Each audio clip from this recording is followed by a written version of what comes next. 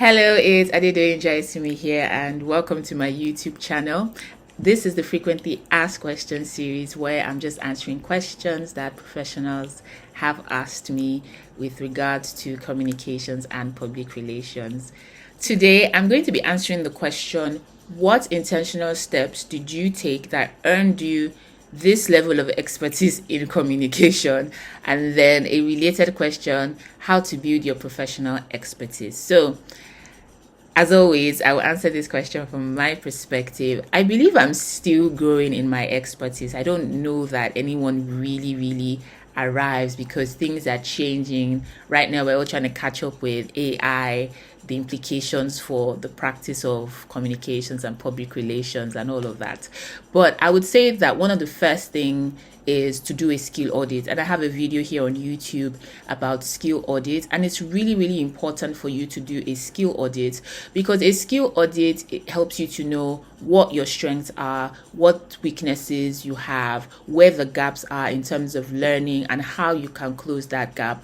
And that's important because you can't grow in expertise if you're not closing certain learning gaps, if you're not a person that is truly grounded in the practice of whatever profession that they're doing. So if you say that you're a communications and public relations professional, there are certain skills and core competencies that you must have. And a skill audit will help you to know, okay, I'm not so great at this. I'm not so good at this. I'm really good at this, but this place can be worked on. And as you begin to close those skill gaps, you will find that your expertise, your knowledge begins to grow.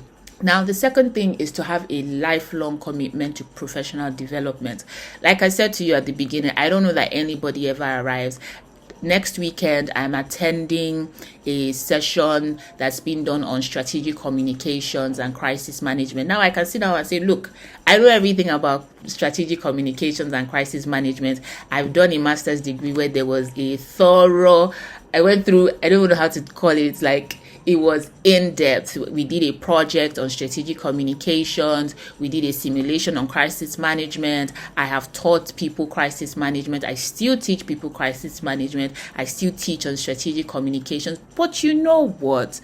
I know that this course, and it's the NAPI course, by the way, I know that this course that I'm going for, one, it's specialized for the energy sector, but even beyond that, I know that I'm going to learn something that also broadens my knowledge and deepens it, because what you want is to be able to gain mastery in whatever core competencies and skills that you have. So I am always hungry for learning. I'm hungry for professional development. I'm always on LinkedIn checking what are professional associations, what training opportunities are they offering, what reports have they released, and I'm just curious. That helps me to grow. So that also goes to my next point, which is stay curious. Don't just say, okay, you know what, I've mastered media relations, that's the end. No, what are the new trends in media relations? What don't I know? What's changing? What are the dynamics? And it's by you staying curious, looking out for things that help you to develop your knowledge. So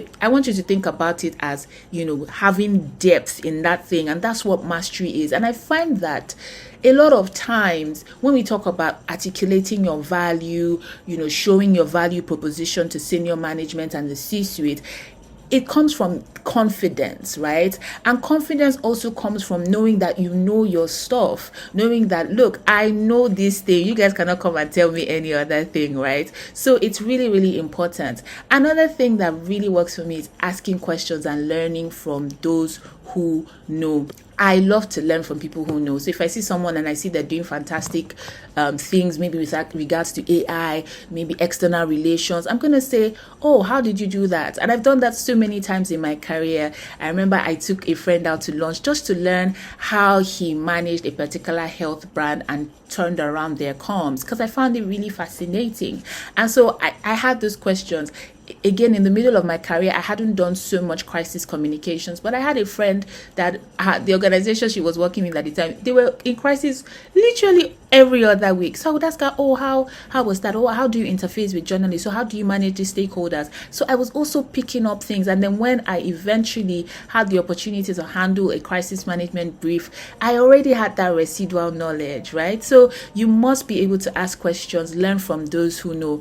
The typical one is go for courses, degree. Like I said, I went for a master's degree in communications. I'm also looking forward to doing the CIPR diploma program. Again, it's just so that I deepen my expertise. I can say, well, my master's degree is almost an equivalent of the CIPR diploma, but you know what? I still want to push myself and do it so that I'm deepening my expertise, that I know what I know, and the thing is, I do that diploma, for example, because they're always updating the curriculum and they're teaching you what's relevant to now. You know that you're getting up-to-date knowledge. My degree was in 2021. Things have changed. There's some things that have remained the same, but things have changed. And then you want to leverage available resources from professional associations. Someone might say to me, okay, I don't have money for a full-blown degree or the CIPR diploma, but go on the websites of the PRCA, of AMEC, of CIPR itself, IABC.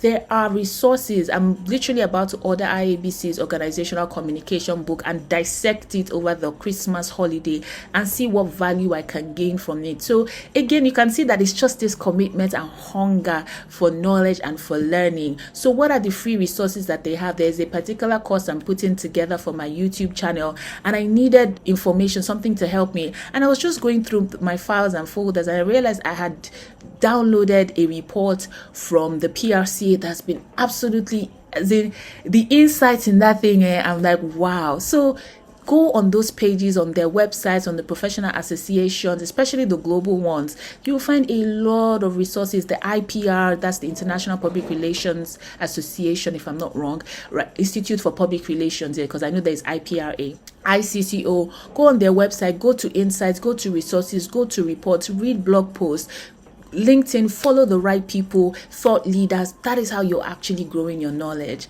Attend industry events and conferences. I don't need to talk too much about this, but they are important. And dare I say, please don't just stop at the ones that happen in your country. Try and go to other places. So the PRSK, for example, they're having some sort of conference by the end of this month. I know the East African Public Relations Week, I think it's happening this week if it has not yet happened.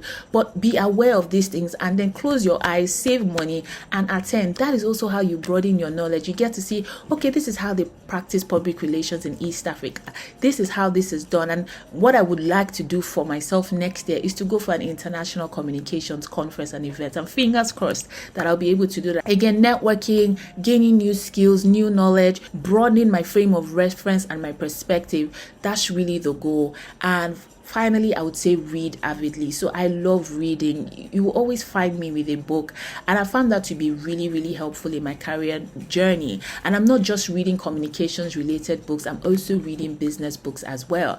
And I found that to be really, really useful. So read avidly, read blog posts, buy books. You can say that all these things that I'm talking about, I don't want, because sometimes the professionals are really focused on, oh, what can I get for free? Please be willing to pay for your professional development, pay for a course, pay to attend a conference, pay to buy a book, because it is the knowledge that you're gaining, it is for you, and that is what helps you to build professional confidence. So I hope that you found that helpful, and thank you for watching. Bye.